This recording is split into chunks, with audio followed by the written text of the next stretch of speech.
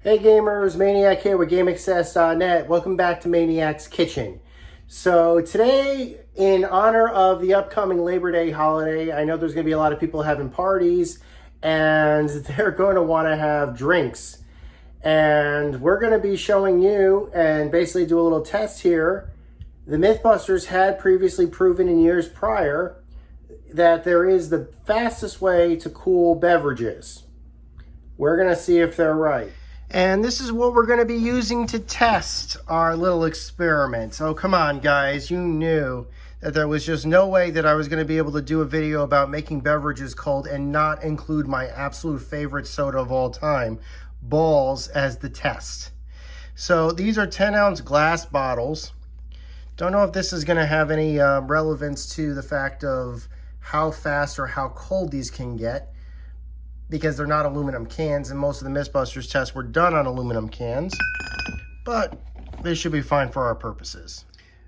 First things first, you're going to want an insulated container of some sort to hold your beverages.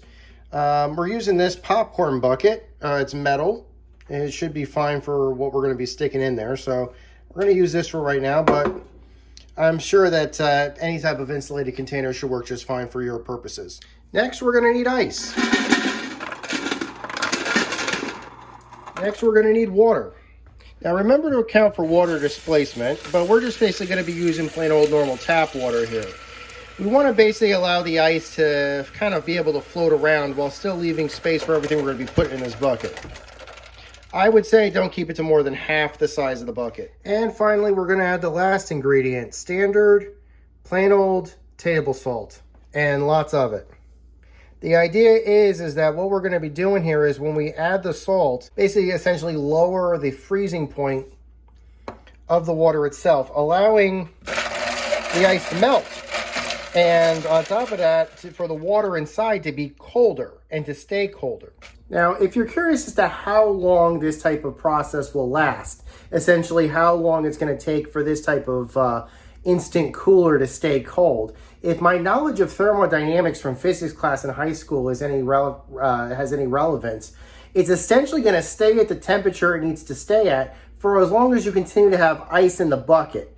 As soon as all of the ice is melted, however, it's instantaneously going to just start converting back to room temperature. But for as long as you see ice in the bucket, it should be able to keep the cold temperatures in place. All right, I'm going to use 4 of these just for this fact that I'm pretty certain 4 is pretty much what this thing is going to hold. Now, I'm not too worried about the line here, because as we add more and more bottles, as you can see, the water line is rising. So I only filled the bucket halfway. But the idea is you want to have them fully submerged in the water, because it's only the portions that are submerged are going to be the portions that are actually going to be cold. Let's move the ice around. Now, I'm going to set a timer for about 5 minutes. You want to make sure that this sets at least a little bit, or has a little bit of time to set before you start sticking the bottles in there, because you got to make sure that these does melt the ice a little bit. But I think these should be fine in about 5 minutes. Let's set a timer. Through the magic of some clever editing, you can see that the timer of the 5 minutes we have is over. Alexa, set the timer off. And let's go check on our beverages. They've been in here for 5 minutes. Let's grab the one that's most submerged. It feels pretty cold.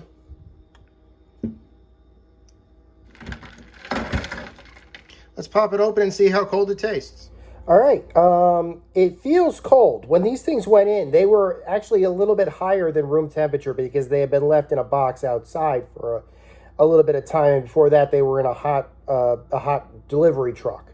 So it's been 5 minutes. I've only had it out for about, let's say, 30 seconds to a minute. Let's pop it open and see how cold it tastes. If this was the refrigerator, I can tell you this right now, this thing wouldn't even be at room temperature yet. All right, bottoms up.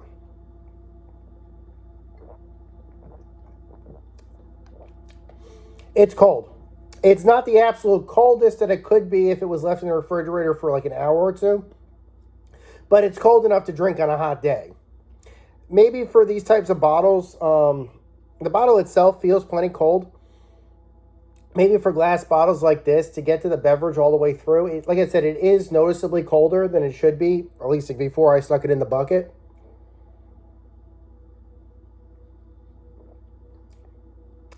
Yeah, it is cold, but it's not like ice frozen cold, but it's still plenty cold.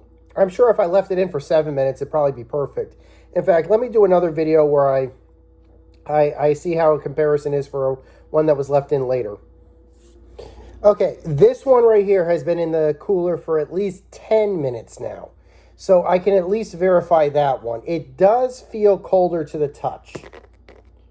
Let's give this one a pop. And this will probably be my last experiment for this particular video. We'll see, because after this one, I'm going to be loaded and hopping on caffeine for the rest of the day. Cheers.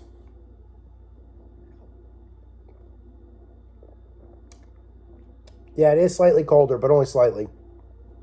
But again, it tastes like, at least the temperature in my mouth, which I admit is obviously warm, it tastes like this is what it would taste like if it was in the refrigerator. I'm tasting basically the refrigerator temperature of a beverage. Yep.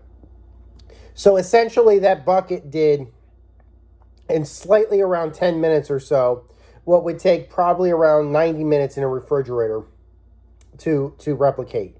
And all it took was some ice, some water, and some salt. I'm probably going to drink the rest of this. For those of you who will be partying and you want to basically keep beverages cold for extended periods of time, you're probably going to ask yourself, well, how can I keep this reaction going?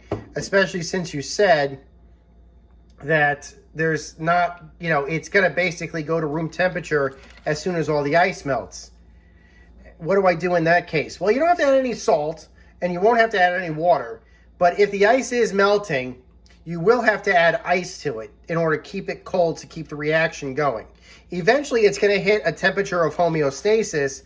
And so obviously ice is only some ice that you put in there is going to melt, but not all of it. But the ice in the future will essentially only melt for as long as it takes to keep the temperature that it's trying to keep.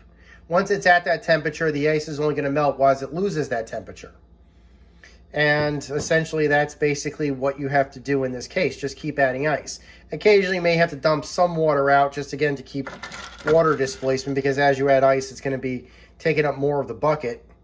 But essentially that's basically what you have to do in order to have a fun party. You can pretty much do this with any type of aluminum can, or in this case glass can.